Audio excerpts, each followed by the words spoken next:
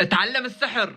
اتعلم كيف تحول ال5 يورو ل 50 يورو بهذا الفيديو. حركة اسطورية ولكل المبتدئين. ويلا نروح للشرح. قبل ما نروح للكشف لا تنسى انك تحط لايك لهذا الفيديو وتتابعني لحتى تتعلم السحر اكثر. الحركة التاسعة، حركة اليوم جدا سهلة وهي بالاصل للمبتدئين. كل يلي عليك تجيبهم اي قطعتين نقديين مثل ما انت شايف 5 يورو و50. الخطوة الثانية انك تطعج المصاري بهذا الشكل مثل ما انت شايف لتصير عندك بشكل مربع. ويلا نطعج ال5 يورو مثل ال50 يورو مثل ما سويناها.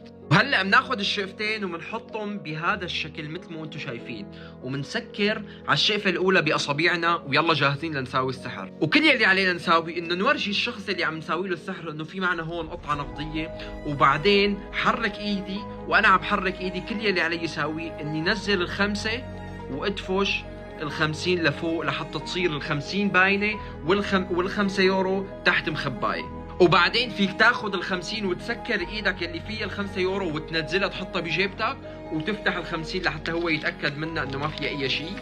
بتمنى يكون الفيديو نال اعجابكم، لانه انتم كنتوا عم تعلقوا لي انه بدكم حركات بسيطه وللمبتدئين.